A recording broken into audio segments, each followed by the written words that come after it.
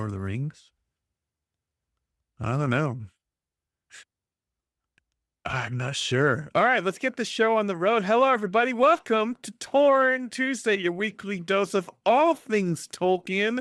The chat room is live. I see Eruvandi and Imran, Lastwin and Susan, Nigel and Anonymous Girl, and all of our regulars trickling in on the live stream on YouTube and Facebook and Twitch. We're so happy to have you here. And another week. I don't know where Cliff just went. Oh, he just sat down again. I'm joined, of course, by your host with the most, the producer and co-writer of Ringers, Lord of the Fans, Mr. Clifford Broadway. Well, hello, everyone. My goodness, gravy, which is something I say pretty often around Thanksgiving weekend, because it's always been turkey and gravy, around here. It is a wonderful experience to be back again with the live audience here on Torn Tuesday. We are going to be joined by special guests. We're going to have all the news that's fit to print, and we might even have a little bit of rumor mongering, We do that sometimes. But yes, you are here at the OneRing.net weekly live stream show. Let me say that one more time.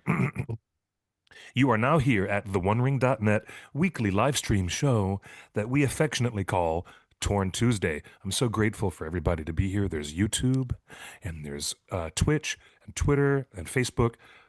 Everybody's coming into the show live, Instagram. Welcome, fabulous folks.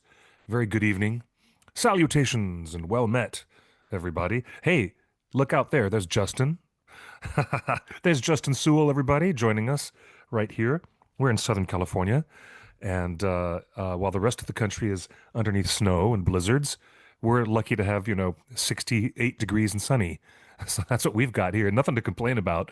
But that's an early winter for us, is in the mid 60s. It's crazy, honestly. It really is. But it is. Hello. Well, Cliff, Justin, how are you, sir? How you doing? It's a huge anniversary. We posted yesterday that it was the 22nd anniversary of the December 1st global premiere of Return of the King in Wellington, and we thought, and it got so many likes and it got so many comments. In fact, people that were there in Wellington were commenting on our Facebook and jumped in on our Discord saying I was there.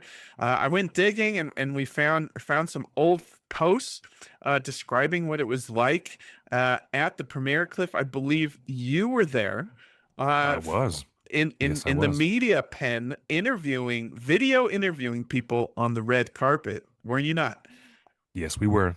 Indeed, we were. We were able to wander all the way down that massive red carpet in Wellington. We went all the way from the Parliament building, all the way through the Central Business District, all the way down to the Embassy Theater. And there we were, surrounded by millions of thrilled, over the top. Yeah, we're gonna Kiwis. show some photos and everything. We were there. And you know who else was there? Several contributors to the website, including Pippin Skywalker and our own senior editor who is joining us today via voice only, Demosthenes. Hey, Stephen, how's it going? Hello. How are you? Yes, I was there. You were there. I was there. It was crazy. Because I don't know, how did it work for you, Cliff? When did you know that you were going to the premiere? Well, we had been in a lot of production meetings working on Ringer's Lord of the Fans, and we had decided that the best way for us to get in-person interviews with all of the celebrities and the crew members and the director, we thought the best way to do it would be to combine our efforts. And we combined our efforts with the OneRing.net, who, the whole film was produced in association with Torn. Yeah, this was you and Carlene, of course. Yeah, and Carlene said we can take the video and we can use much of it for coverage and have wonderful stories on the OneRing.net, and we can make content for the website, but we can also use the footage for our in-camera interviews that we'll use for the film because they will release them. And so we had special release forms, and New Line Cinema was completely cooperative, and they released the video footage to us. And so we used it for two purposes. We were there to A, get content for the website, so all the fans could experience vicariously through us what it was like to be there, as well as second purpose was to get exclusive interviews that we could never have logistically arranged otherwise for our movie. And that's how Yeah, that happened. because it was a load of everybody was there, pretty much. All the So stars are here. It's for all the, fame all to the Everybody was stars stream. were there. Well, they had For streamers me, from the tops of the buildings. They had confetti blowing in the wind. It was kind of like a ticker tape parade from the 1940s. It was just insane. I've never, ever experienced anything like that, really. for me, it like came out of the blue. I think I must have decided I was going to New Zealand sometime beforehand. There was rumors for a while that the premiere was going to be in New Zealand, but no, it hadn't been confirmed for quite some time. I think Yeah, well, this they goes were back about to up. people That talking about real quick. People talk about Torn, reporting on leaks, whether they're true or not true. Well, I found old posts that we had reported back in April of 2003 that the rumors were the premiere was not going to be in Hollywood or London. It was going to be in Wellington, and it was going to be December 1st. We were yeah, reporting that back in April as leaks and rumors, and people thought we were crazy. There's no way a Hollywood studio was going to do a premiere in New Zealand ever. And yeah. people called us all the names that they still call us today for getting leaks, out there. And it's just like things happen. It is See, true. it True. Everybody was, believed we were crazy saying that it was going to happen in Wellington. Yeah. but it felt like right. And Yes, it did. it felt like bringing it home. And once I was there in Wellington, it just seeing it and the 100,000 people lining the street, all the way from the embassy down to the bird cage, but the beehive. The beehive. Yeah, Yes. it was just nuts, and it was so cool. If I'm not mistaken, it was the world's longest red carpet ever for a film premiere. It must be 3 kilometers. I tried to get all the way to the Parliament, but I ran out of time. I had to run because I had to run back to get to the media pen, and just there was so many people. I remember one thing more distinctly than I remember anything else. It was Ian McKellen and his opening words when he got up onto the stage. And believe me, this was at the end of the parade. It was at the end of all the wild festivities with people waving and shouting and throwing confetti.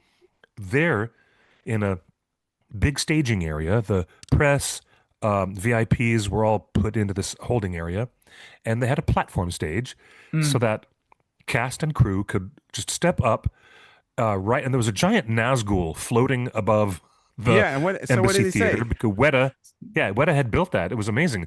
But Ian McKellen's opening words to the audience, which caused an insane uproar of applause, he simply said, with his classic elegance, he said, "Well, aren't we lucky to be here?"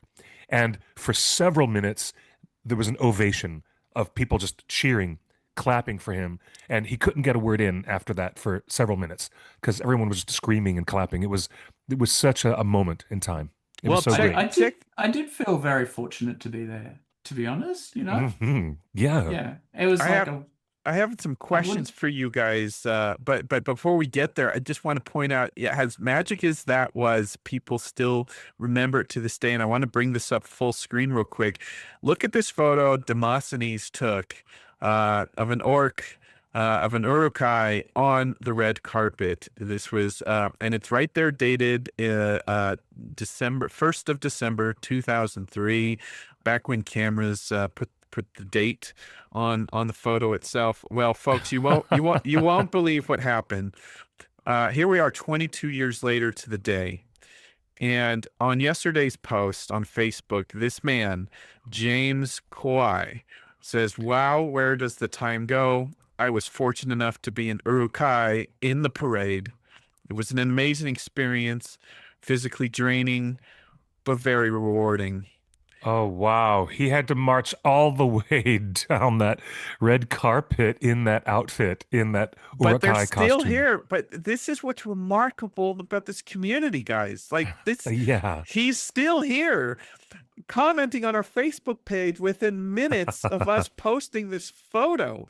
Uh, and like I love this Wow. community. Like it's so magic.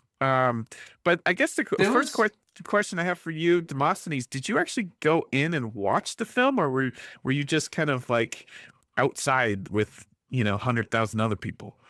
none of the press went into the premiere screening. We all got preview screenings. I know myself and Cliff and Carlene, and was Kathy there as well, representing us? Cliff? Uh, Erica was there at I know somewhere. Erica was there. Yeah, Yeah, but but I we all did a preview screening like a couple of days before. So we saw the film before, all the bigwigs did at the on the day. So that's right. we'd seen it like 2 days before Um, to for Armors for all the interviews that we were doing, the roundtable and stuff. And there was a junket and things. So yeah, no, there's only what 500 seats in the embassy, something like mhm, that. And right. yeah, they were rare as hen's teeth. So I yeah, So you Is it guys there went is it was all the way it to was New Zealand just to stand outside and not actually go into the premiere. well, not to the premiere, but I did see it before. that's We true. both saw it. I suppose I should, with humility, with great humility, I should interject that um, Gordon Pattison got us inside the embassy that day. Oh, really? I Yep. So I Carlene and I wasn't were cool able enough. to. No, it was it was a very, very specific special arrangement Mm. that Gordon extended to us, and And so Cliff is still paying I'm off that debt to this day. He doesn't have a so dollar in his grateful. pocket right now. No, I just want to still, 20 odd years later, I want to extend my gratitude to Gordon Pattison for getting us inside because that was the rarefied air, really, to see how the press and the audience was reacting to the Return of the King, getting to see it that I moment. I think it's hard to um, convey just how much of a logistical effort the whole thing was, because it Yeah. occurred over multiple days. We were uh, with the screening and the round table and like the tour stuff that Richard Taylor did and like a sit down interview to everybody with Peter in Te Papa. Um, and so just to organize this and remember, you have to remember this is not Warner Brothers, this is New Line Cinema. So they Hmm. probably they don't have the same resources, but it was just huge. It was there was so much stuff, so many people, and it was like organized with military precision. I still have, do you still have the laminates that they did, Cliff? No, I do not. I do Okay, not well, I have have them those. hanging on my door, laminates that they Oh, did for all the fabulous. press people, and they took photos of every one of us, and presumably for everybody else who had access to ensure that only people with the proper passes could get into the right Oh, areas. do you And know so what? that's a lot of Look at work. this, folks. Let me bring it up I on screen. Here is the ticket that Demosthenes is talking about. You can see that the white tree of Gondor is embossed on the left side with your assigned seat. Admit That's one. is that Pippin's? That's Because Pippin's. Pippin, yeah, that's Pippin's. Okay, I'll take a wow. And photo. Give me a sec. I'll take a photo and send it to you, and and you'll then see. Do you this know? was the party pass, which was a different ticket. Folks, look at Yes. that. Still embossed with some gold foil for Party Pass from New Line Cinema, Monday, December 1st, 2001. Um, Pippin Skywalker was in Uh, I didn't go to that though. I didn't go to that, and I do remember that I have a small orange press laminate badge. I have it somewhere in a special keepsake box somewhere. Demosthenes. I do have that somewhere. and here's a picture. Here's a picture of our contributor Pippin Skywalker inside the party with Oh my Sean gosh. Astin, who is now the president of the Screen Actors Guild. Sean Yes, Astin. indeed. Oh my Wow. goodness. This is incredible. So yeah, that's the party pass. This is the ticket pass. So if I'm hearing you correctly, Cliff, you got Mhm. into the screening but did not get into the party. But for Demosthenes, it was the reverse. He did not get into the movie, but he was at the party. That is correct. That would be about correct. Yes. Wow. That's incredible. That's incredible.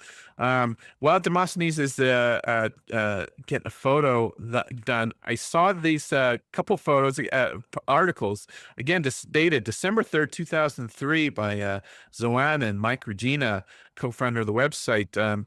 Wellington, New Zealand, the stars thanked fans with a short farewell dance at Wellington Airport on Tuesday. Orlando Bloom led co-stars Ian McKellen and Viggo Mortensen in a goodbye dance. Cliff, Oh, wow. Cliff, can you believe this? I don't, Orlando I wasn't there leads for that. Ian McKellen and Viggo Mortensen in a goodbye dance as they leave New Zealand for Los Angeles for the next round of publicity Oh, for Ringers, for Lord of the Rings: Return of the King.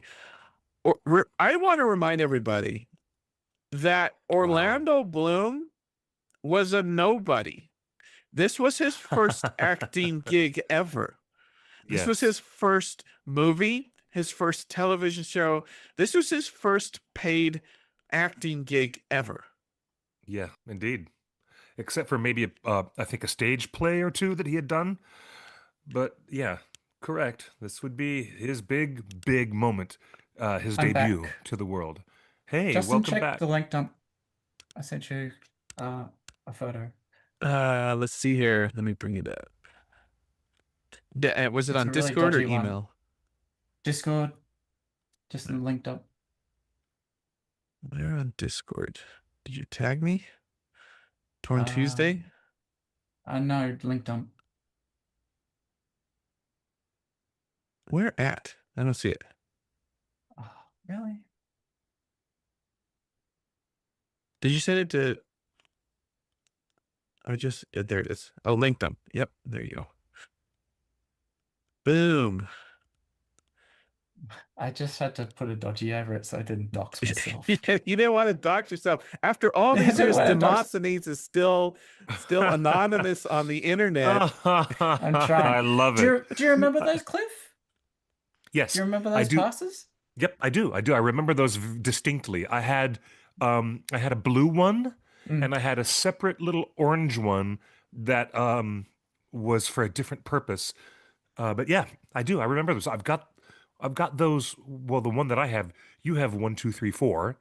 I Yeah. only had one, but I've Oh, got one in a really? keepsake box. Yeah, Oh, I okay. do Yeah, remember that. I keep them on my door. They're probably, out of all the mementos I keep, they're probably the ones I like the most. It's so Eh, fabulous. just because of, yeah. Let's set the Uh, stage a little bit though, because everything we're talking about seems normal now in the era of influencer marketing, but Mhm. it was extremely rare in Yes. 2003 to have a digital camera to take mm, digital photos, first off. And Demosthenes was one of the first early adopters to have a digital Canon camera, I believe. and Uh, not and then, just that, for like a website to be at an event like this, because like we were rubbing shoulders with the Sydney Morning Herald and the Times, and big papers. At the roundtables that we did, the Q&As were getting taken over by radio personalities because they wanted their little soundbite.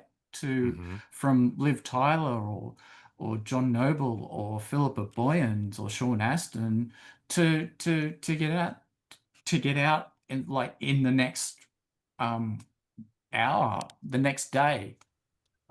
It was just, it really was a bear pit with the media, and Hmm.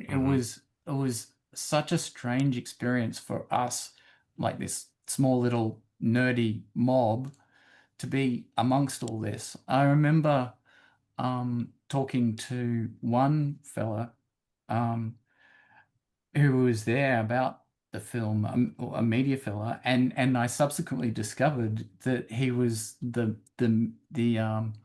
movie reviewer for the Sydney Morning Herald, who I often read and whose work I admired. It was just so strange, you know? Yeah, you were I just one of them. Yeah. And Cliff, compare that to recent years with the Rings of Power marketing. I mean, it just you and I have been kind of been there, and you know, amongst fellow press, and it's weird for I don't know to have like major publications say, "Oh, you're the One Ring. We love you guys." You know how weird that was because it happened every time, everywhere I went. It happened all the time. Demosthenes, I don't know if it happened to you, but there were times when I would just walk around at any certain time of the day when there was no big event happening, Mm, and oh look over there, there's Dan Henna, mm. and he would shout and wave across the street, Clifford, or I'd be in a cafe or somewhere, a restaurant in Wellington. I'd be getting something to eat.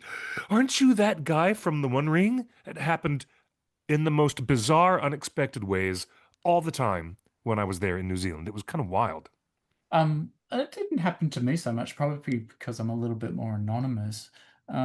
So that's true. But This is true. And like yeah, to there your was a credit. few people that I knew, like within Weta, mostly, designers and stuff. And I remember at the party running into them and like Bruce Hopkins, who I interviewed previously, and like Yeah. he introduced me to Gino, the senior sculptor, and that was a really cool moment for me. I Oh yeah. really enjoyed that. Gino Um, Acevedo. He's amazing. What a yes, great guy. yes. He's come Um, to Comic-Con, to our Comic-Con parties like Yes, in the he last still few does. years. Like, look at these photos, folks. You So that keep was a telling. crowd that was the crowd I was trying to traverse to get to the media pen, all the way down that main street. Yeah, And they how blocked off that entire main street. It must have been a nightmare for Wellington traffic. how could anybody as a pedestrian even walk through all of that to Look at get Mm. the from one roof. end to the other? Look at the right hand side of the frame here. Like the Yes, roofs are yes. full of people spilling Yeah. out. And there were people climbing up trees and hanging off buildings trying to get a view. The cops estimated, if I recall correctly, 100,000 people.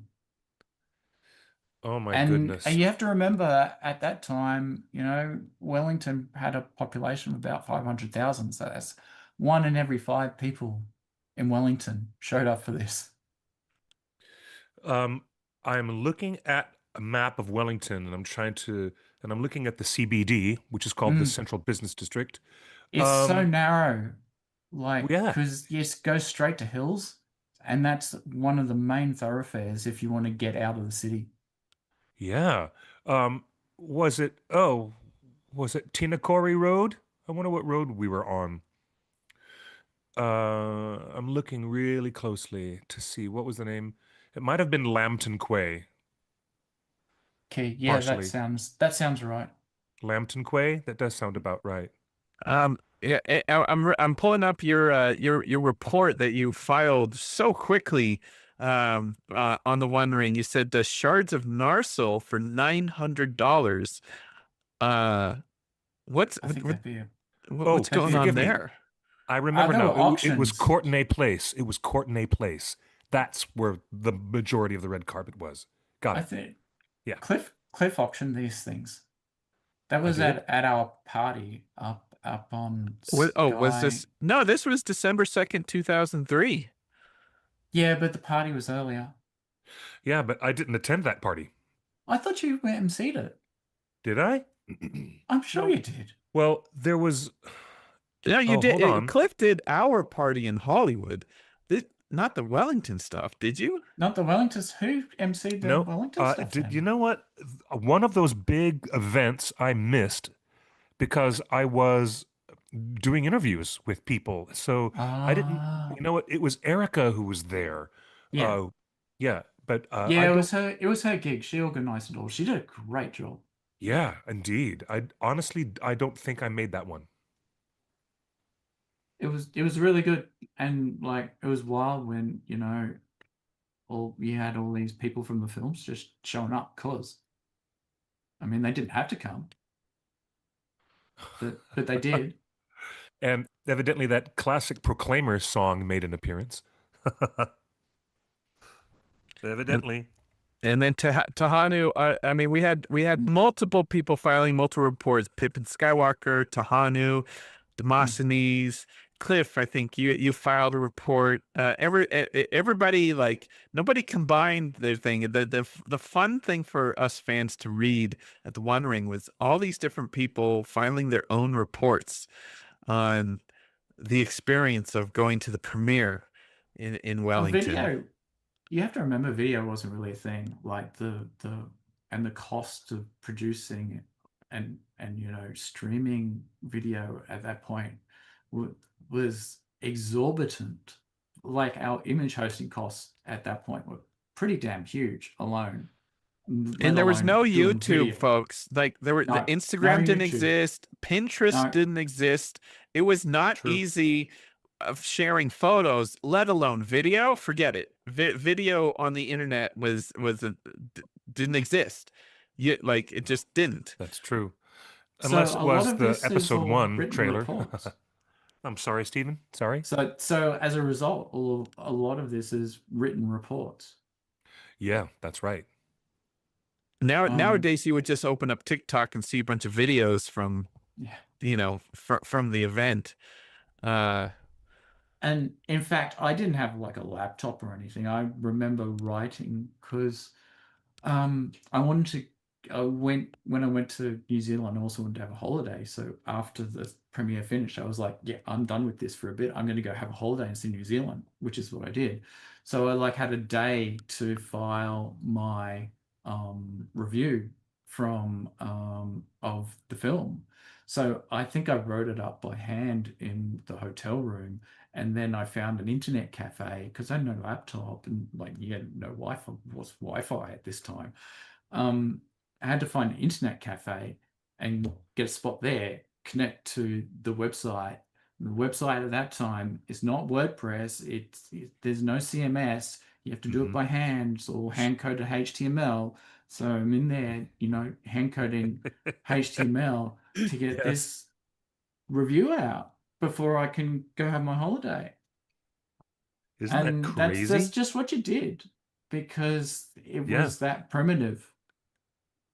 Exactly. You had to take the little memory card out of your camera, Mm. and you'd have to have an adapter to put it into a different computer at the internet cafe, and you'd have to hope that you wouldn't get any stupid bugs or viruses on any of your devices that you were connecting to an internet cafe in some public Yes. square. And Yes. you had to slowly, slowly upload those photos. Oh my goodness. And that was a problem for me as well. I think I didn't put the photos on Torn. I had to send them to scoop.nz. We had like an in with them and they published them because they had, better capacity or something like that. Hang on, I'm looking up Pippin Skywalker's photos. Wonderful Mm. photo of Richard Taylor and Tanya, his wife.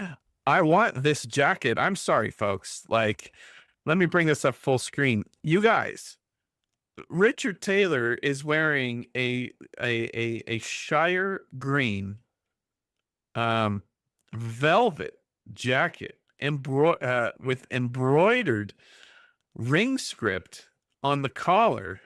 Mm. You That can see that is in the photos that I took as well. From the red carpet. It's the same jacket. I believe his wife made it. I need this. I really need one you'll of have these. to email LOTR then.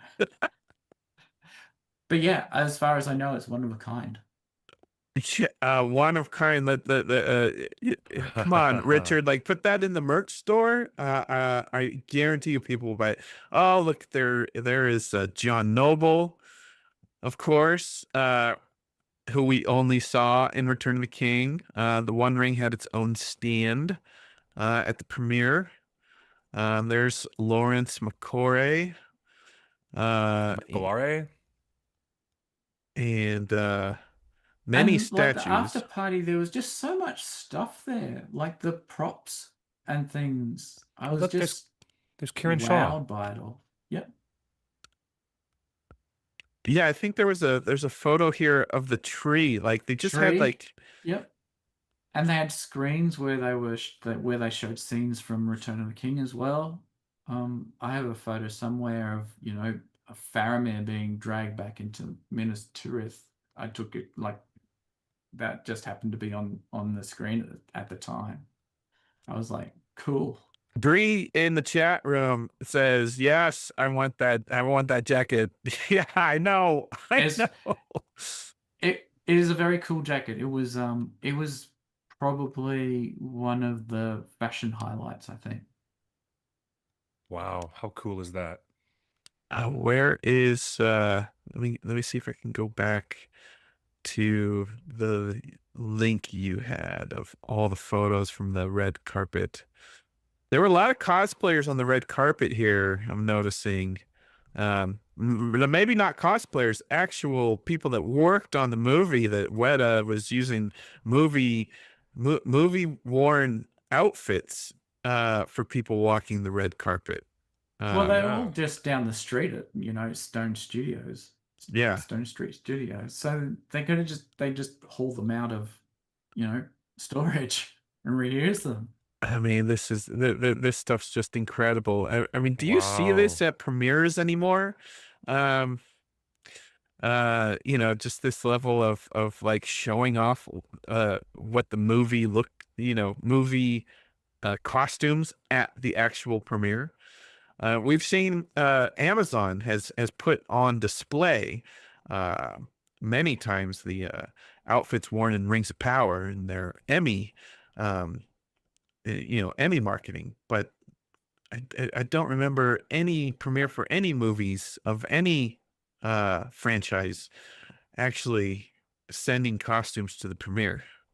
I think also you have to put this in the context of this is before Return of the King actually came out, before it had made $50 million or $500 million or whatever, $1 billion, I don't know, I can't remember.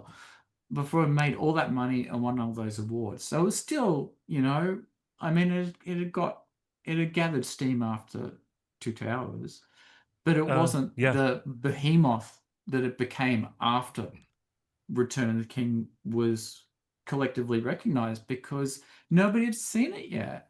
Yeah. So for them to put all this effort into a film premiere in the middle of nowhere with respect to New Zealand, but it's not Los Angeles, it's not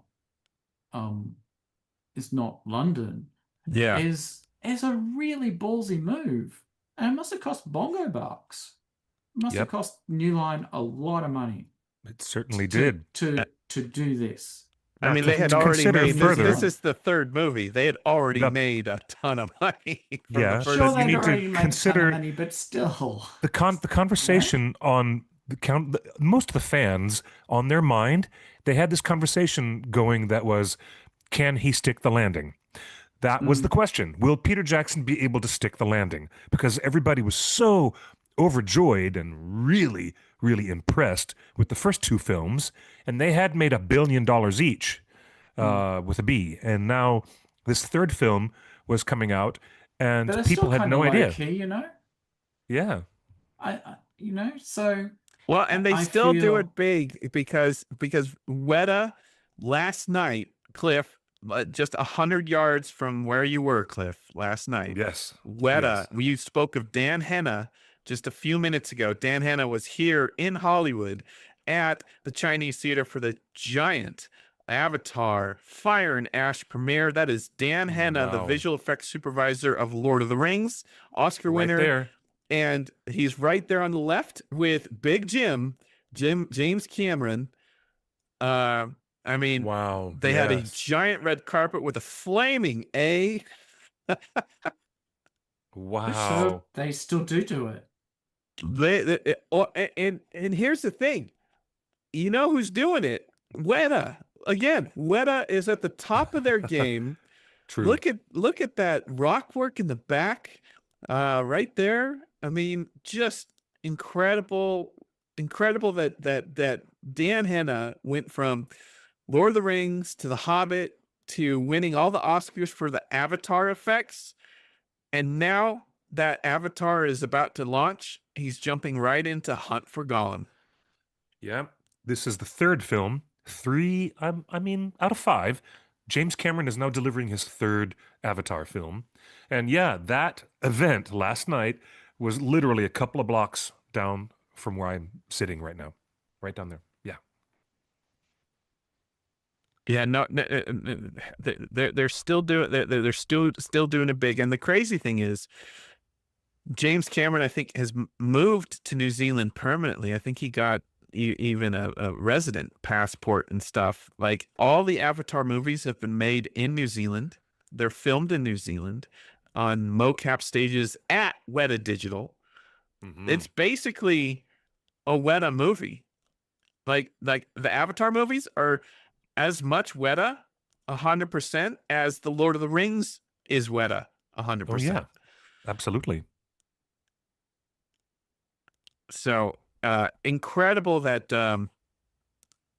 that 20 years later, the memories are still fresh. The enthusiasm from people that were there working the event, as well as the fans who remember that era and that time. Wow. Even in their chat room, people are saying they were 8, they were 13, they were 21. And, those were the some of the best times to be on the internet, where it was just, everything was about the love of Lord of the Rings.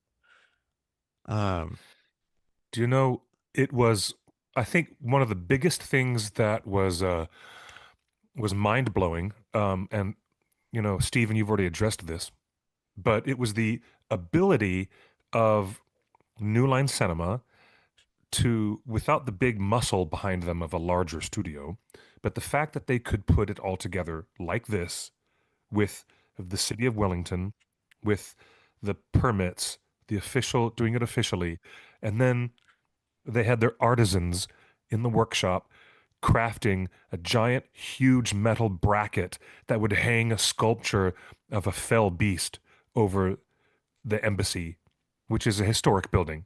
And for them to get extra permits to do that without violating building code or endangering the edifice of the embassy. And then arranging all of these events and, oh my God, the press events. Do you know that they had A and B camera on us in the interviews? During the press interviews, they literally had a B camera on me, A camera on the talent. It was, I can't believe they spent that much and had so many things thought out to such a degree. That's just wild to me. And they had multiple press rooms as well. I think they were running multiple, because there were hundreds of press there. Yeah. At least a couple of hundred. I remember, like, the morning of the press junket, I think it was after Richard Taylor did a little spiel and showed us stuff at over by Te Papa. We all got wheeled into a big room, and it would have been like, chairs 20 by 20, 400 chairs for 400 people. And then, Peter chatted to us. I don't think it was a Q&A. It was just a talk. But that's just how many press there were there. Look at this. I just showed I'm some photos still from. astonished to this day how much press it got. I was Yeah. just showing photos from those press junkets, but the first interview, the first guest on your report here, who posted this? We Tanya, Yeah. was Howard Shore. Howard Shore was our first guest. He came in looking pale and drawn and sat with hunched shoulders. Um, and someone asked, "How was the world premiere of your symphony?" And Howard Shore says, "It was very good. Vigo came and sang. Everything went well." Vigo came and sang, He sings in the movie, if you remember. So but yes. that, but you don't see. I don't know. You don't see the actors singing live in front of an audience. You didn't even see at the Wicked premiere. You don't see Cynthia Erivo and Ariana Grande going up there singing their songs. They're He's just such a there to enjoy talented the night. fellow. He's just so talented. He's a photographer as well. Like, and this is at the same time at Massey University, like 2 days before, he gave a presentation about his photography around New Zealand. I went to that. It was really cool. Wow. Wow. And Vigo's an excellent singer, which Yeah. Howard Shore also said in that report. Isn't that Liv, lovely? Liv Tyler and Orlando Bloom walk in next. What an interesting press dynamic. Liv Tyler, probably the biggest celebrity on the whole movie, and Orlando Bloom in his first role ever. I Mhm. noticed that the press treated Liv differently. There was a different vibe in the room that I was in, at least, when Liv Tyler came in and sat down, as opposed to everybody else. That I thought that was fascinating. Explain. Can you But she explain was a little star more? power at that point. Um, it's just no, I can't, because it's too long ago. You're asking me to remember things 22 years ago, and I can't because my memory's not that good. But yeah, it was a different vibe, different types of questions. Yeah. Probably sillier questions, but at the same token, like they felt, more distance, more You like noticed it. Yeah, the there was something different about that. Yeah. when you encounter a star and it was a gap, like there was a palpable gap between her and the press. Yeah. There was something Uh, going where on. We where couldn't there's where there's not between, like, say you sit down with PJ and he's like conversational, you know, yeah. because it's that New Zealand thing. It was maybe it's a personality thing that to do You with got a Liv. picture here that you took, Demosthenes, of Liv Tyler signing autographs on the red carpet. I don't even remember But It's all a blur. circling back to what you were just saying, Demosthenes, yeah, there was something I noticed as well when I had Orlando and Liv sitting in front of me. It was not the same thing, and we didn't get the same responses as when we were talking to Vigo, Sean, or Sir Ian. I could talk to Vigo for hours and hours throughout the day about lore, deep cuts in the lore and mythology, and the way that certain pieces of literature become larger, impactful pieces of culture and cross over the world and different boundaries and cultures, the way that the Lord of the Rings did. But I couldn't talk on those grounds with Liv and Orlando because they weren't there for that. They were there to answer other things like, oh, how difficult was it to put on latex ears, or other, there was a simplification perhaps. Yeah, Because that yeah, was it a was different. lot of what the questions coming out of radio were. I felt Well, here's the those sort of interesting thing simplistic questions. with the Liv Tyler. Let me bring up our part of the interview, and just to set the stage. Usually on these round table, when you hear about a round table interview, there's probably like 8 or 10 press outlets, and every outlet Yeah, gets like 1 or 2 questions, and there yeah, is a gentleman's agreement or gentle hobbit's agreement that Ha. if if you ask the question, that's your exclusive. If the person next to you asks a more interesting question, that's theirs to report, not yours. So Right. Nobody everybody's in the told me room, but that. yeah, you get one question. So here's the interesting thing, and maybe you guys can talk about why Liv Tyler mentions this specifically to Torn's question. Because when it's Torn's turn to ask a question, they said, I asked Liv whether the constant rewrite process ever caused her to lose sight of the arc of her character's development.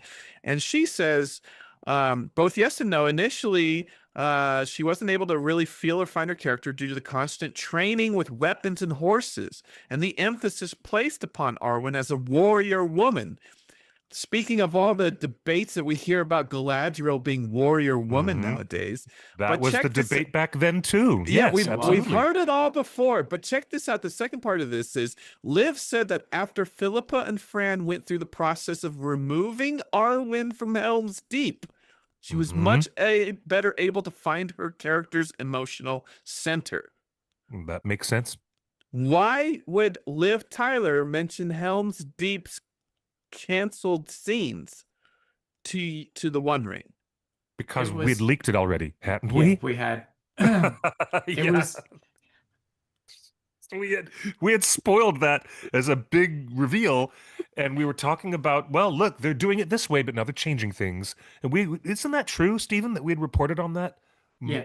Yeah. One of our super spy Galadriel sent us reports from on set that Liv Tyler's chair with her name on it had been at Helm's Deep, and Yeah. other details. And At the upper hut. yeah. And then subsequently, like a long time later, I think we got edited some of the footage that was scrubbed. You could see where she was CGI'd out because she led the charge out of the Hornberg down the ramp. Yeah, let me bring up some screenshots right here. Oh dear. There you go. Yes, it is true. Arwen was filmed at Helm's Deep. But we can treat it as apocryphal because it never really happened. So, but it's interesting here in this interview for Return of the King, you know, what was going to be the biggest movie of the time, and she's specifically mentioning the leak that the One Ring had made trouble for the movie. I mean, the fans were in uproar over the leak over Helm's Deep. Like the fans were like, "This is." There was a petition. I remember. When petitions petition? meant something. There was a petition. No, Arwen at Helm's Deep, please. Oh, I don't remember that. Oh my gosh. I do. Yeah. Oh my goodness. I don't remember that. How funny. So I don't know why that would help her find her character's emotional center better. I don't think it did. Because of the emphasis on the fighting and stuff. She did find it hard, if I recall correctly. I just think I think it's just a cover. I think it's just a wonderfully polite answer to acknowledge the fans that, like, I know you leaked something and I know the movie changed because of what you guys did. And she's like, and in this answer, she's saying you helped the character become what she was meant to be. And that's an incredible acknowledgement from the actress to the fans, saying, because you fans caused so much stress about Arwen at Helm's Deep, the filmmakers were able to make Arwen the best that she could be in the final edit. Well, I was inspired to write an article for Green Books at the time. The OneRing.net was featuring a monthly literary magazine online. We did call it Green Books, and I think the library on our website still has many, many, many of those original articles. But I found myself quite motivated to write something about her presence, the Arwen character, and the way it reflected on Aragorn's behavior.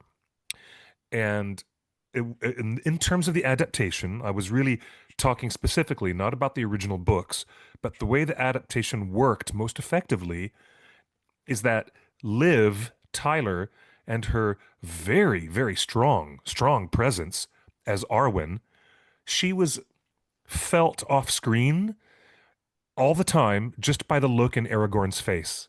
But that is a testament perhaps to the acting abilities of Viggo Mortensen. But I could definitely feel her presence. And then there were moments in The Two Towers and Return of the King, especially, where the camera cuts away from the main action. And we're not following Frodo and Sam. We're not following what's happening in Minas Tirith. We're actually back dealing with Arwen straight away. But even when she wasn't there was something quite effective about removing her from Helm's Deep. It was much more effective to have her off stage in a funny way so that the struggle that Vigo had with accepting his fate, accepting his destiny, and ultimately he was fulfilling that character's resolve against the balance in his mind of her fate, that her fate was bound up with his fate.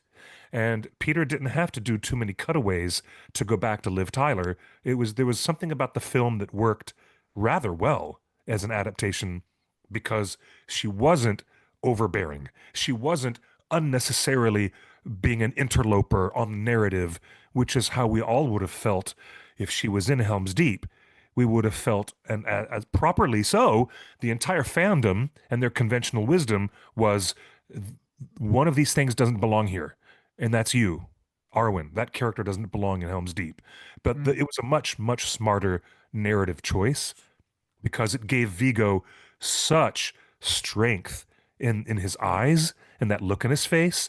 And then when he ultimately sees her at the coronation, at that point, Peter magically breaks the tension. He's been building this tension with Arwen being separated from Vigo for 3 movies, and the tension breaks and everyone's in tears. And it works. It works very well. Don't you think? Yeah, Is well, that because he sprinkles in dream sequences, and those were important in The Two Towers. They helped. Yeah, they helped, but they weren't as necessary as you might think. But Stephen, I'm asking Stephen, do you agree with that assessment, Stephen? Yes, I do overall like how Arwen worked out. Yeah, and Yeah. I think the dream sequences work. Yeah, is that how you felt when you came out of the press screening? Yeah. How did I you feel when actually you came out of the press screening? I can't remember. I just thought, I'm so grateful that she's holding her banner. Nobody said anything about her sitting in the sewing room in Rivendell sewing that damn thing. Nobody said anything about it, but there she was, holding just it has for it. him. I Yeah. thought it was gorgeous. I thought it was very well handled.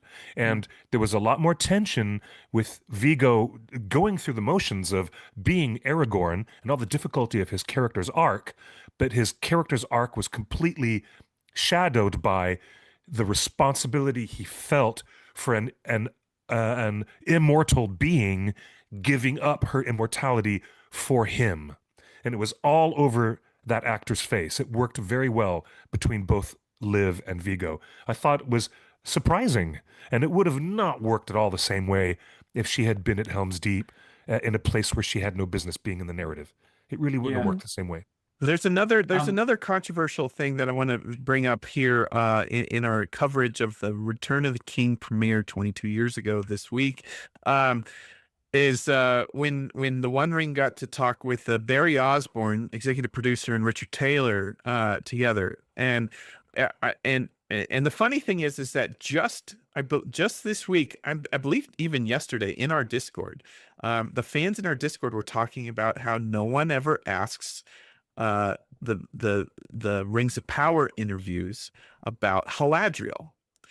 It's kind of like a running joke. Like, why doesn't Tea with Tolkien get to interview the showrunners of Rings of Power? Why doesn't anyone ever ask Haladriel about Haladriel when Haladriel is such an important part of the conversation? Well, let us add it, because if you look at us 22 years ago, the One Ring asks Barry Osborne about Christopher Lee's excision from Return of the King. We went straight for the jugular on our first chance and saying, how come you cut Saruman from Return of the King? Yeah. And Barry said they had long conversations with Christopher and felt that the movie's pacing was improved by Peter's decision to remove the scene. Small spoiler, there is no continuity problem in Return of the King. We see the beginning of the scene, including a certain chapter from The Two Towers that many have wanted to see for a while, and then we go on to a conversation with Treebeard in which Saruman is dispatched as of being at Treebeard's hands. They are both looking forward to see Saruman in the extended edition DVD, which would be true. But from the get-go, I mean, Cliff, talk about like I don't get the sense being like an independent fan site that doesn't really get access normally to these Hollywood things.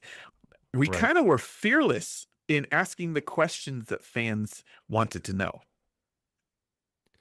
Indeed. I have a story about that.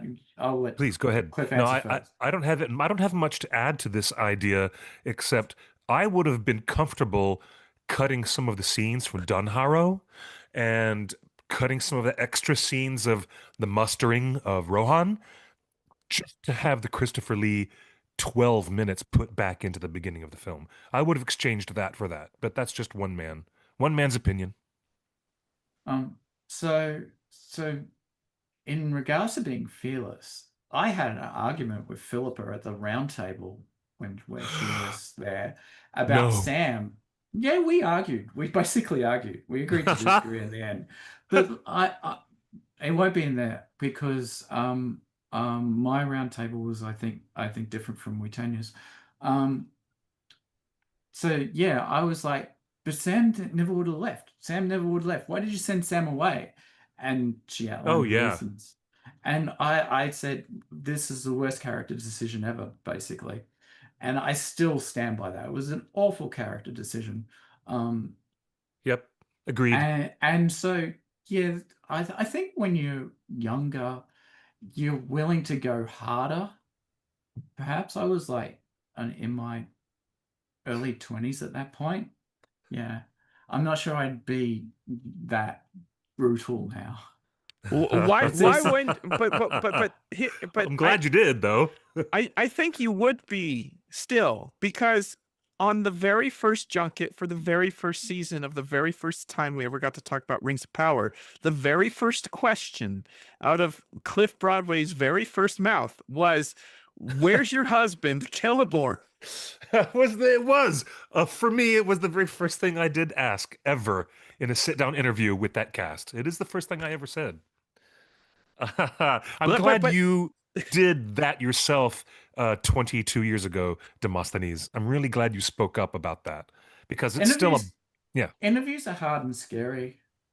Yeah, sometimes. You have to keep that in mind as well. Scariest interview I ever had was with Ralph Bakshi. Boy, was he mad. He was mad at Larry. You remember our friend Larry? He was so mad because he never published his story about Ralph and the pictures and the interview. So Larry sat on it for years.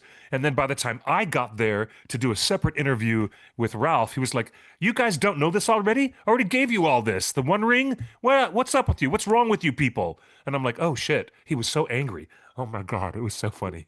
But Larry brings up a different perspective too, because Larry, he did the embed and he became friends with them. And friendship is the drug that they feed you. They want you to be a mate, so you're on their side all the time. Mm-hmm. And you got I'm always worried of that, because once you're friends with them, you don't want to offend them and stuff. So you have to keep a little bit of distance. Otherwise, you can't do your job. But if it's not a paid job. I just want to like remark that I think PR people, the studios, are terrified of fans, especially in a world of Star Wars fans and Snyder Cut fans and stuff like that. And I just want, like, our entire history going back 25 years, we've never shied away from asking the questions that fans want answered. It's not about asking gotcha questions or trying to get them into a sound bite, right? we literally like are only asking on behalf of fans. How come you cut Saruman? Why is Arwen at Helm's Deep? Where's Celeborn in your TV show? Like Exactly. these are What the hell happened to Faramir? yeah. Why is Denethor such a grumpy pants? I I I had a really good chat. I had the first chat with John Noble, in fact, and unfortunately my tape recorder didn't work. But I Oh thought he did God. a great job with the material he had, but the material he had was not great. Fair. That's quite fair. But Anyway, and again, you guys went into that interview hadn't seen the movie earlier, coming at it from a long read book fan, and you had no idea that Denethor's role would yeah, become throwing so himself iconic off to this. general audiences. Yeah, like so you go in and you see Denethor being a madman, and you go, "This is not very much like the book at all." Well, the mad bit is, but the way the madness is being articulated, I'm not sure I like this so much. And then you have stuff like Frodo saying to Sam, "Go home," and you could say, well, Frodo might try and send Sam away, but would Sam ever go? Would Sam ever really leave Frodo? No, Not in he a wouldn't. million Never. years. He would Never. not. He would He would just never. not abandon him. So why the hell did Sam leave? And you go, this is an abrogation of character, and the characters are the most important part of the book, I think. And when you don't do that, it's just frustrating as a book reader. Indeed. You're Yeah. like, you forgot the core of the book, dude. Sure, your Pelennor Fields looks really cool, but you still forgot the core of the book because Sam left. There's they are just trying to buy that moment, that big audience rousing moment where Sean Astin reappears. That's Yeah. all. And you know what that is? That's called a conceit. That is a conceit of writing. That's what that Yeah. is. And That's it all might that have is. been a good movie, but I don't know. I'm with you, brother. Still, after all these decades, I'm still with you on that entirely. Yeah. Yes. Oh my goodness. Well, Well, this is it's just incredible that after 22 years, you yeah. know, the fandom is still alive and with just charming memories and you know, I think, you know, Demosthenes and Cliff, you know, staffers of the Wandering have a unique perspective because we were, you know, the Wandering was in the mix, you know, and dealing with stress and work and, you know, the mechanics of running the website and you know, Yeah. reporting well. So it's just a whole different dynamic than just fans like absorbing and reading every word for every little nugget of energy that come out of these interviews. And you know, I hope if any studio people are watching this podcast nowadays, I hope they realize that we're not the enemy, you know. Yeah. Never were.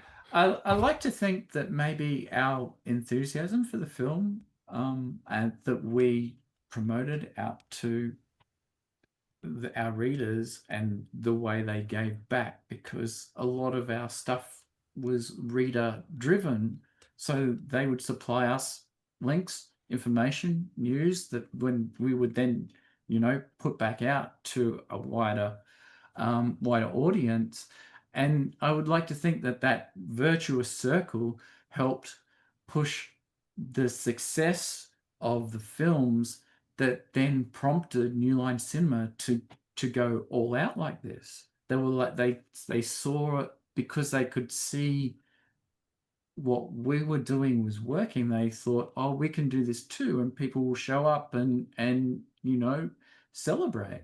So what we did had a little bit of impact. And I think. you know, when you know, when you know, 20 years ago, when the One Ring is you know, be helping to be the voice of fans, you know, complaining about Arwen at Helm's Deep, or you know, Denethor, Or making out with your or mother-in-law. yeah, Yeah. it's like we're not coming at it from a place of we just want to criticize. Like No. the fans are telling us how far they're willing to go to love a thing, and they're telling us Mm. the limit, and we're here to Hmm. give that voice of fandom, you know, the attention and energy, and hopefully it gets back to the people in charge of these shows and movies to say, you know what, maybe we need to pull back on some of this stuff. Maybe the fans are right about some of this. Indeed. Good point. The idea is to let there be a bedrock of understanding, a foundational understanding between those people in the production who have a tendency to isolate themselves. Really, they are in their little insular little world making their show or their movie on set and the secrecy that enshrouds everything. But it is not helpful to be so insular that you're not in touch with the audience that you're making the product for.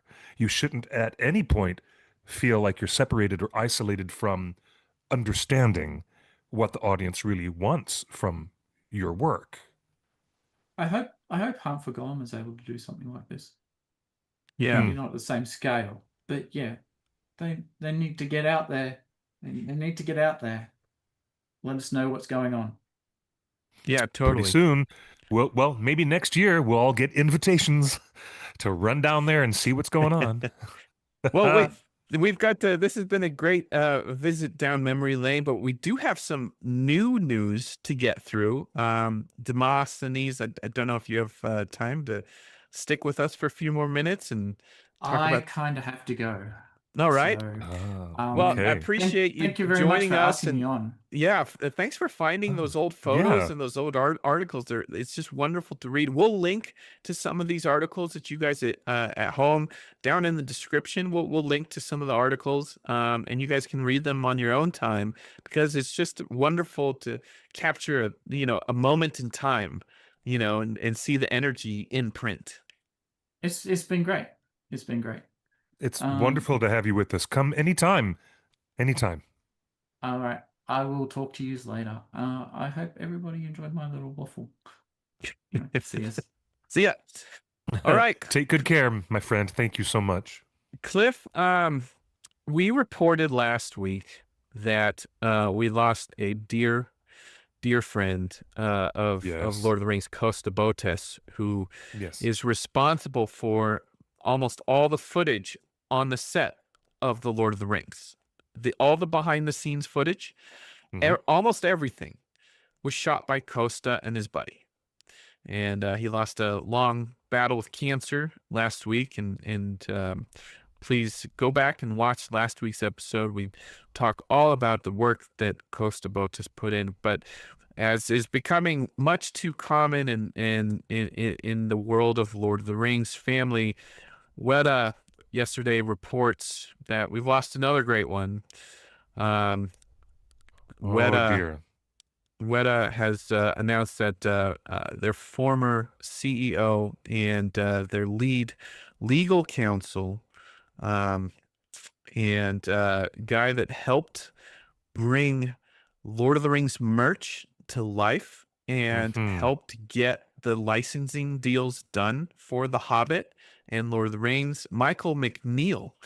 Weta says here on their Facebook page, I think they posted this on Instagram, together with his now and loved ones, we remember Michael McNeil, a pivotal figure in our Weta Effects family who had a profound impact on the company and our projects. Over his long and distinguished career, Michael worked with Weta Effects for more than 25 years in several roles, including senior legal counsel, acting CEO, and most recently, chairman of the board of Weta Effects.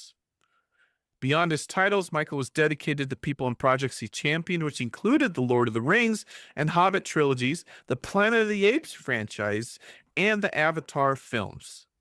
Yes. We're deeply grateful for his generosity when offering support, advice, or witty joke, and I'm sure the legacy of his passion for Weta Effects in the wider New Zealand film industry will be felt for many years to come.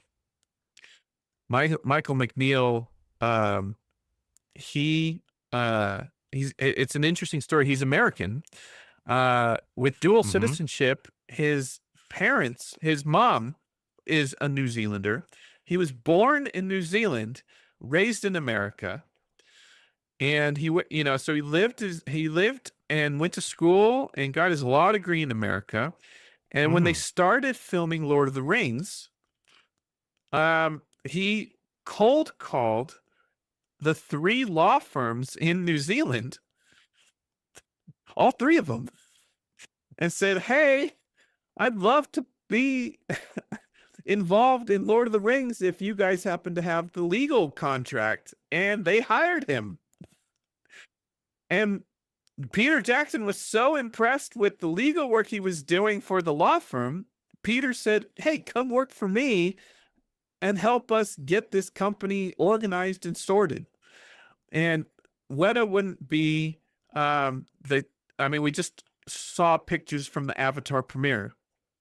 Weta wouldn't be so involved with Avatar and being a creative partner with James Cameron, being instrumental in the success of Andy Serkis's Planet of the Apes movies, Indeed. and of course everything with Lord of the Rings. So Cliff, we continue to lose the Lord of the Rings generation. Let's be honest. The Lord of the Rings So generation is going away. say it isn't so. I mean, this is inevitable that the long march of time continues all around us, whether you are stepping into the current or whether you're stepping off on the side. Still, the long march of time continues. But Michael's contribution to the studio covers many, many huge franchises and very high scale, high end projects, and I'm sure that they're going to his contributions are going to be missed a great deal. I'm also certain that in light of Weta being so deeply involved with Andy Serkis's Planet of the Apes franchise, and in light of Peter Jackson being busy doing other things, I'm not at all surprised that Andy Serkis has come around to be the main director of The Hunt for Gollum. Not surprised at all.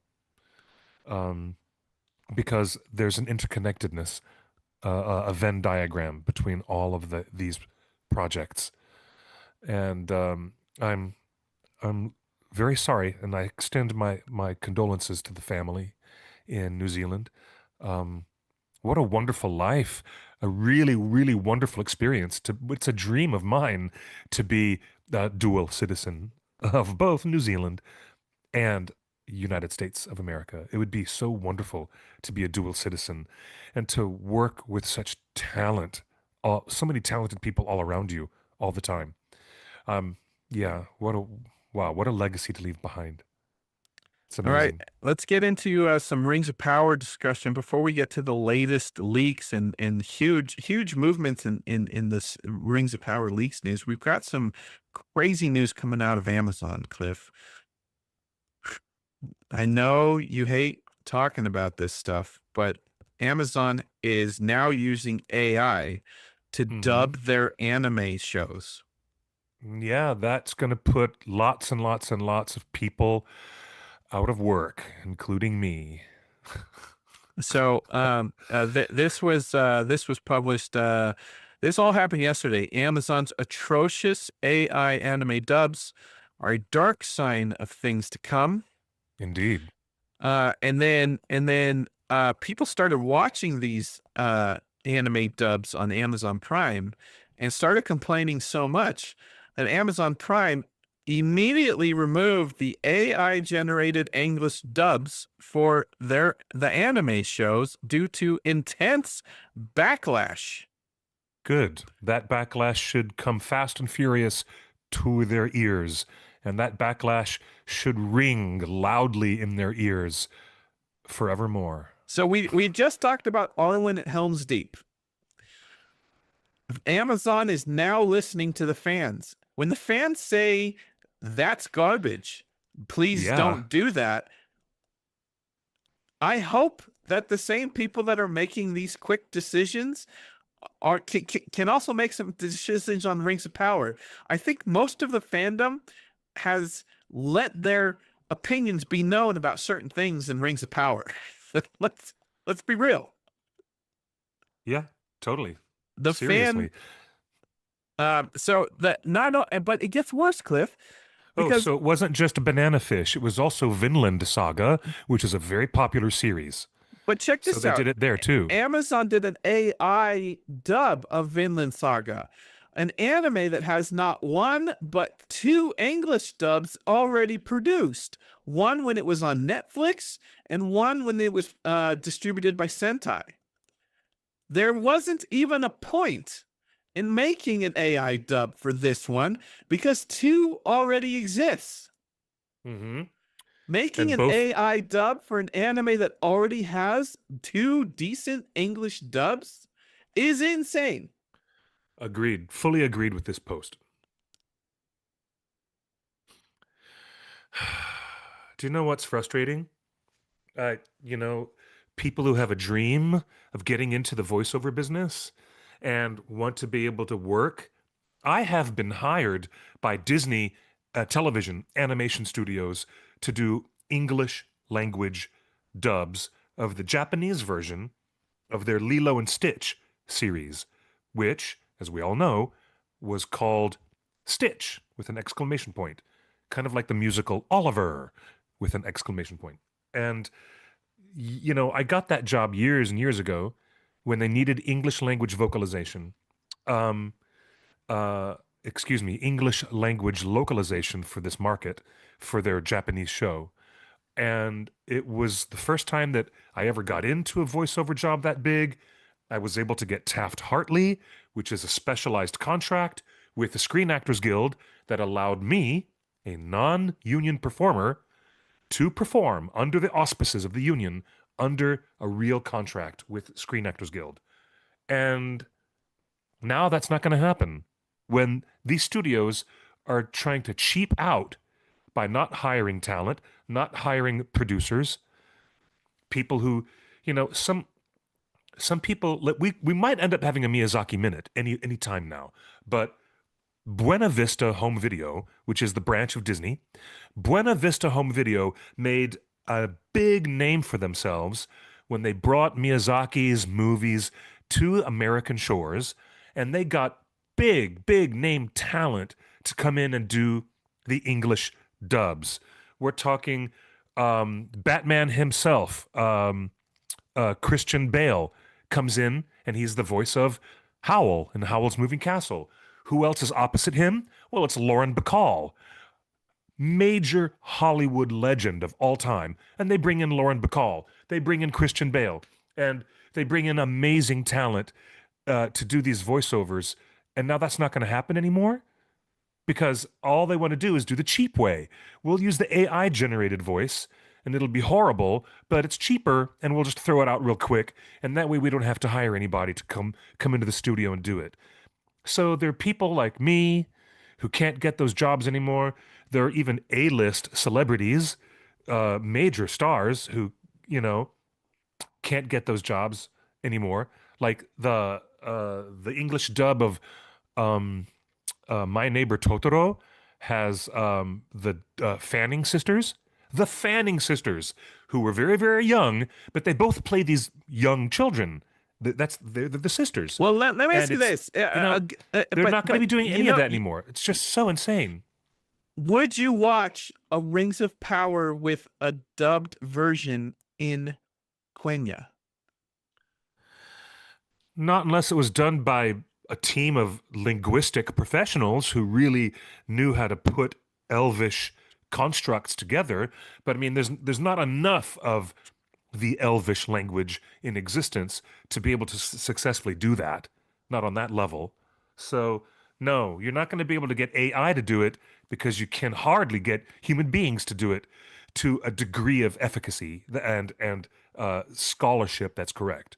It's really almost impossible to do. With the improvements in AI video and graphics and AI generation, even in the last 2 years, and the fact that Amazon is taking animes that already have English dubs and saying the two English dubs aren't good enough, let's make our own AI version. it makes me nervous that Hmm. they're going to use AI to create some of the mythological worlds of Middle Earth for season 3. Well, using a tool to enhance what the visual effects department is doing is, again, a different arena of conversation. And this distinction needs to be made yet again. Here we go again, making the same distinctions week after week after week, that replacing a real artist, replacing a hardworking artist who would normally do the job as an artist proper is not the same thing as employing a tool to take you down from 16 hours of rendering time down to 5 hours of rendering time to get certain things done in your visual effects department. That's not the same application that we're talking about. Okay, fair enough. Thank you. All right, let's go Yeah, into well, let's go into some yeah. of the gossip, Cliff. What fans are talking about Oh, and is by the way, one last point about watching your anime. Just watch the original Japanese language with the subtitles. absolutely not. There you go. Absolutely not. But my eyes are tired. I don't want to read. I want to watch Okay, a movie. I don't want to read when the a Korean movie. when the Korean director Bong Joon-ho won the Oscar for Parasite, remember what he said in his acceptance speech? Quote, "There's a whole amazing world of cinema for you to explore and discover if you can only just get over that hurdle of a couple of inches of words on the screen." Unquote. Do you remember that? You know how powerful that statement is? There's an entire world of cinema and storytelling that is available to all these small-minded Americans who can barely get past the 1 inch of subtitles on the screen to actually go and explore and experience this world of narrative storytelling. He was right. And Bong Joon-ho deserved the Oscar for Parasite. It's an outstanding film. And he was right in that observation. And it was a pointed criticism that I think deserves to be remembered right now in this moment. All right. Well, let's get to some other gossip for Rings of Power season 3 again. Green Dragon gossip. This might be true. This might be false. It might be spoilers. So spoilers ahead. Possibly the only time we saw our dear friend Glorfindel in the series was in that weird animated flashback of an anonymous elf warrior fighting the Balrog on top Someone thinks of a that's tree. a Glorfindel cameo? How could that be a Glorfindel cameo? Why? So this is what I want to ask you, Cliff. Why would fans think that's Glorfindel? And could this be Glorfindel? And could this be Jamie Campbell Bower's role that he's coming into on Rings of Power? Is he coming in to finally put Glorfindel to screen? And would Glorfindel have fought the Balrog and possibly created Mithril by accident? Because they're playing so fast and loose with the lore in Rings of Power, it could be anything. That could be any random elf dude. It might be Glorfindel. Who knows? Is it important? Is it Celeborn? Is that important? What's important to me is the way that it's presented as an apocryphal type of story. But I don't buy that. I know that the showrunners have said, hey, it's not true, don't listen to it. But then why did you spend millions of dollars putting that on screen? I don't understand. If it's not that important, if it's apocryphal, if it's a lie, why did you put it on screen?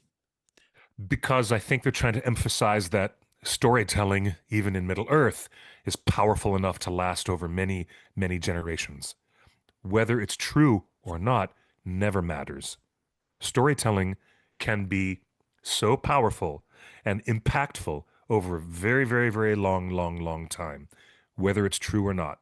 But Cliff, but from a budget standpoint and all our modern eyes watching a show, you wouldn't spend the money to visually paint an elaborate lie like this.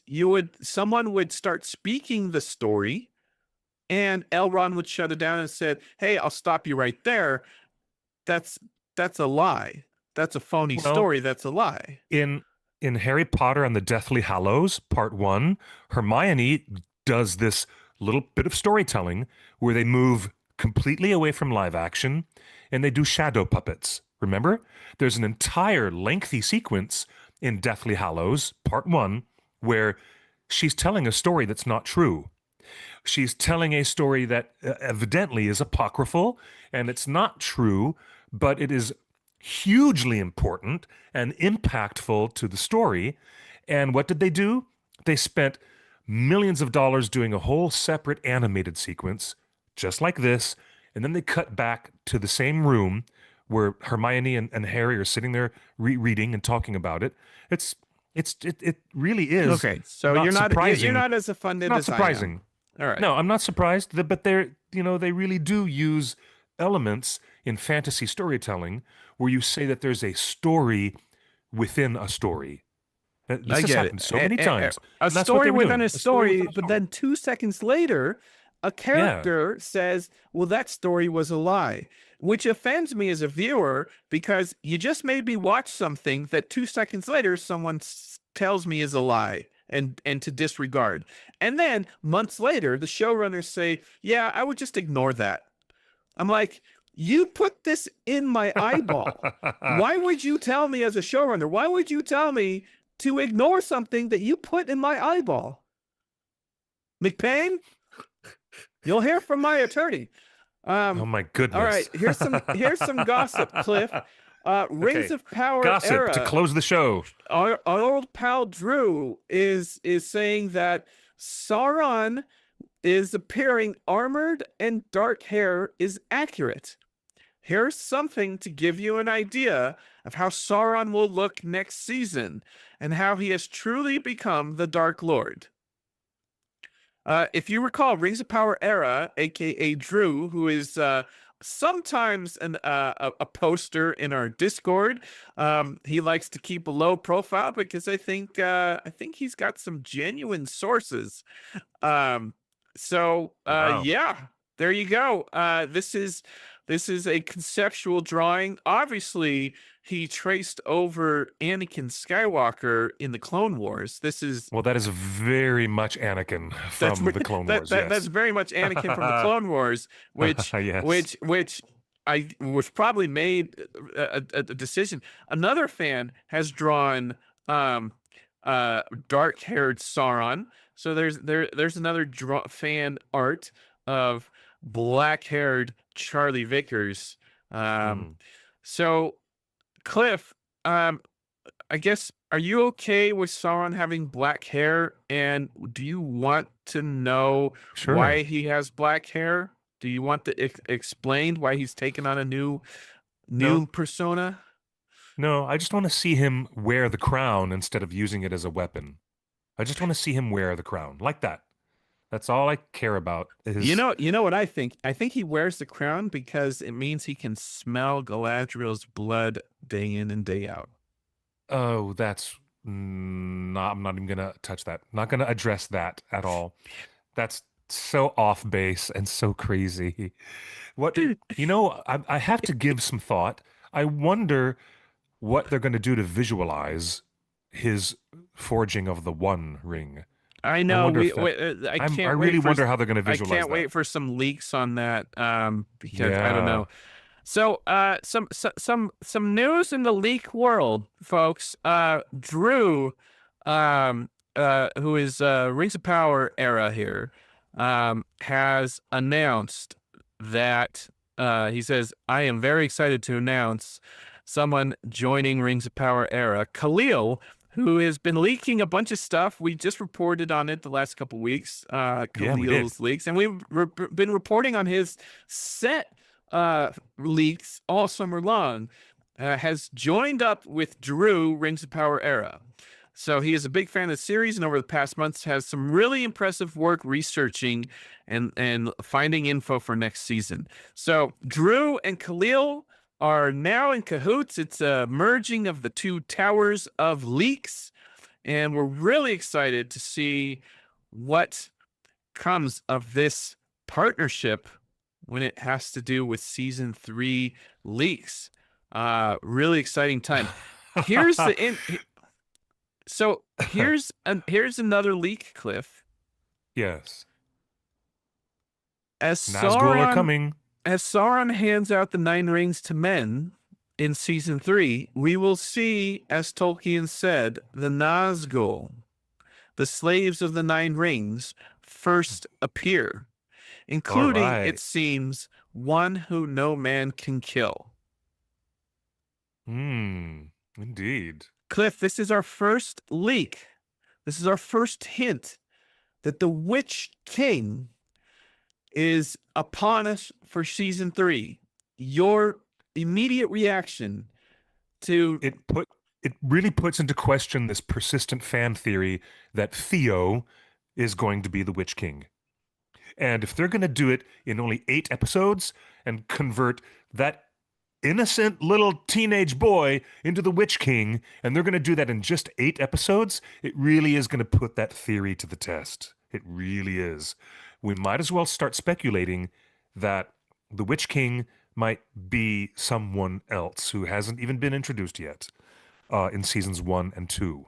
So yeah, that if it's going to happen, and it's going to happen that fast before the end of season 3, I cannot calculate how they're going to change the character of Theo that much. But then again, why it's do you just a say fan Theo? theory. Why don't you believe it's someone It's like always been. Kemen? And it's always been a fan theory.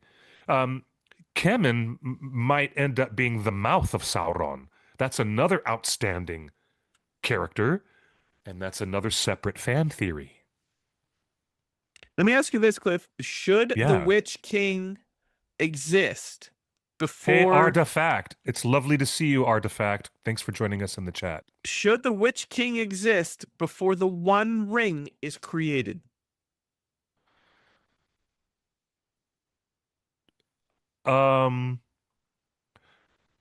I would think that the Nazgul would have been long on their process of being converted from a mortal human into a wraith by the time the One Ring was made. Yeah, I'm sure that can happen. Why not? Cliff, I have a crazy fan theory. Okay, bring it. Based on a character that we've already met and a character that fans have fallen in love with. Mm-hmm. Are you ready for this? Bring it. All right, Cliff. If we are supposed to see the first of the Nazgul, Mhm. and that, according to reports, that Nazgul will be on a Nazgul black horse. Here is the fan theory, Cliff. Your immediate bring it. reaction. Okay.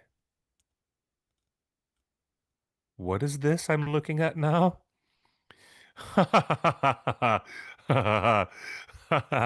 Poor Barrack. Barrack the horse has been turned evil. That's so funny. Actually, I'm going to get a good laugh out of that for a few days. That's very funny. That's very, very funny.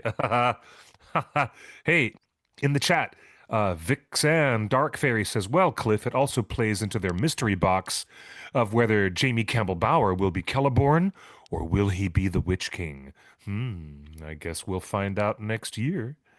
Hey, are they releasing in 2026 or are they releasing we don't a year have later? a release date yet. We don't know if it's going to be 2026 or not. Here's what we know, folks, is that they've wrapped production. They're currently editing the episodes. The episodes Right. are the rough cut episodes are due to the studio in January.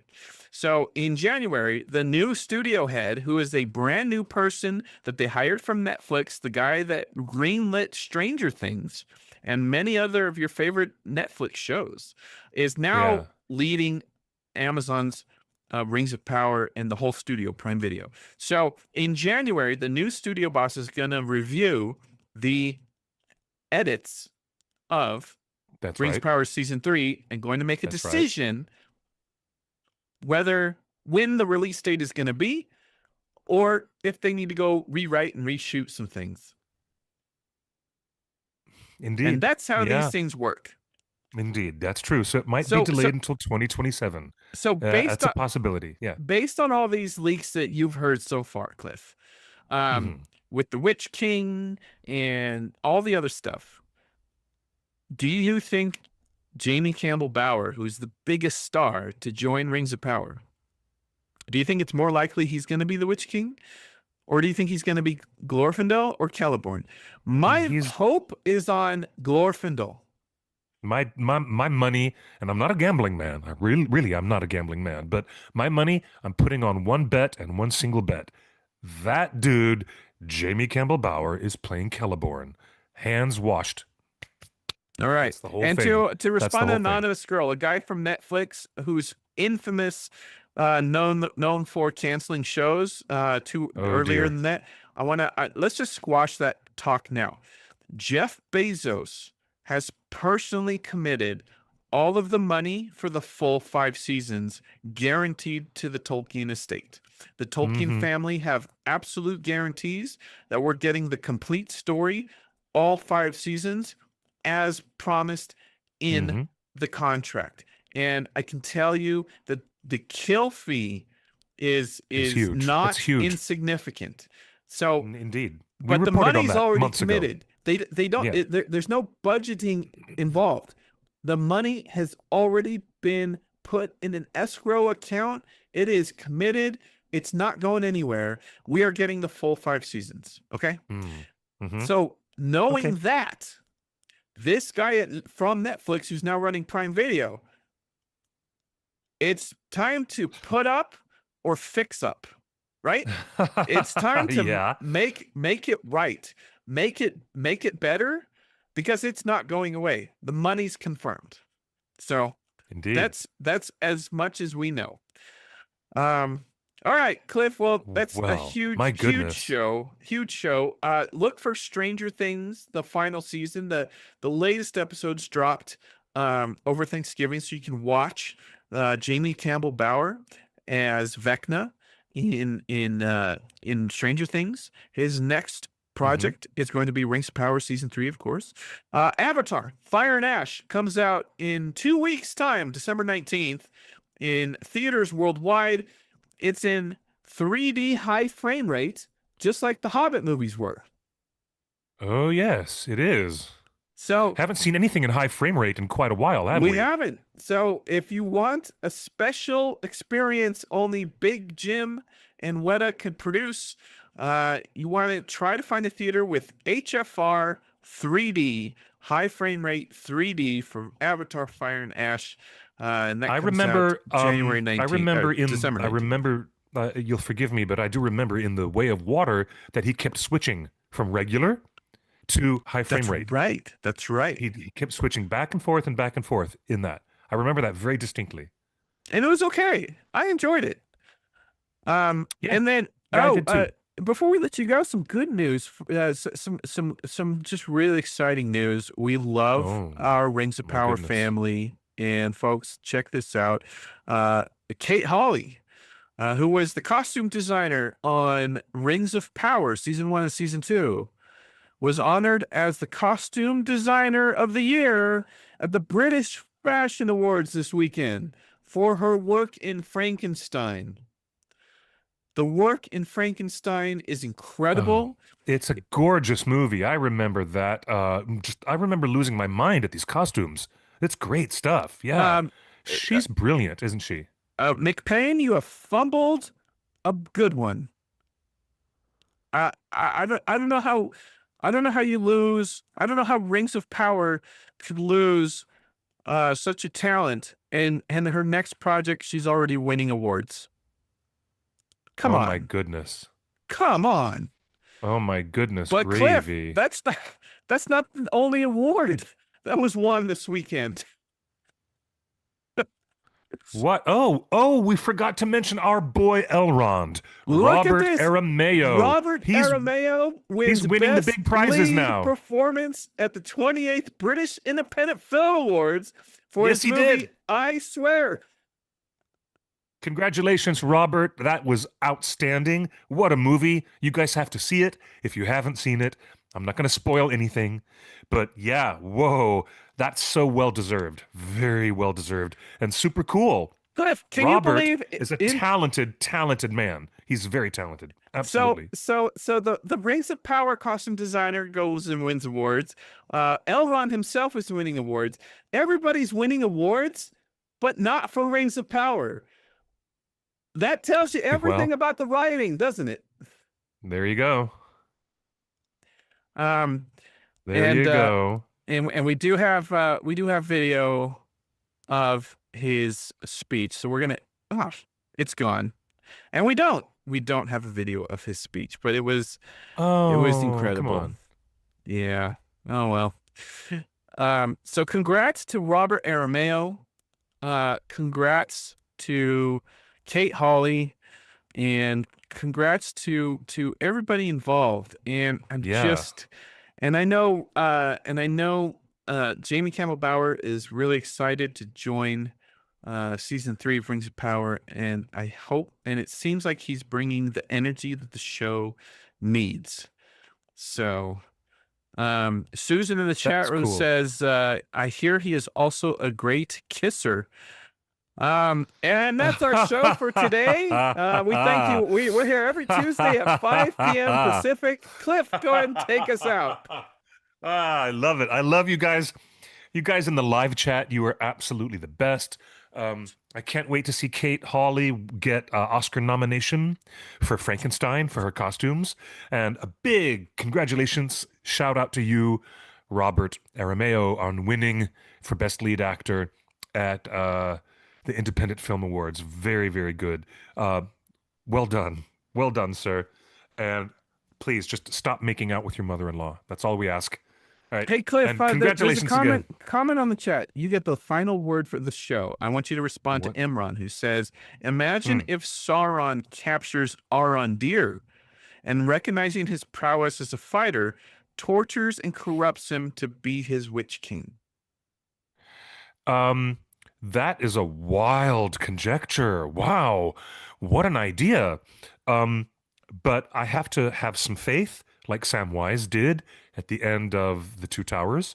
And I have to, without giving a big speech, I just need to say that I have faith that there are certain characters that can never, ever be corrupted. And I'm talking like Samwise. I know Frodo didn't make it. I mean, at the very, very, very, very end, Frodo was corrupted by the ring. But there's some characters like Arondir, I think they're going to make it out unscathed. And I would also remind everybody that the Witch King would need to be a mortal man, not an elf. So that very interesting conjecture, pretty wild idea out there. But no, I think Arondir can safely be removed from any speculation about who's going to be the Witch King. We can totally, forget that. But hey, I like speculation. It's kind of fun. Big time news, just breaking news right now that has nothing to do with our show or anything else that we're talking about with Rings of Power. But Disney Animation Studios have announced in 2027 they are returning to 2D hand-drawn animation. Wow. That is breaking news. We're going to leave you with that, keeping in mind that studio, which made itself world famous for its 2D hand-drawn animation, they haven't touched that technique since 2011. With that last feature film they did, everything else has been CGI animation ever since 2011. But in 2027, they are returning to the original craft of 2D hand-drawn. This is going to be a very interesting time for animation fans. Wow, it's happening. All right, so we're going to say goodbye to everybody. It has been a really lovely show. Thank you to Demosthenes, our special guest, Stephen, for joining us. He's one of our longtime editors and staff writers for theonering.net, and he's an excellent fellow, a man about town. Great guy. And to you, Justin, say thank you.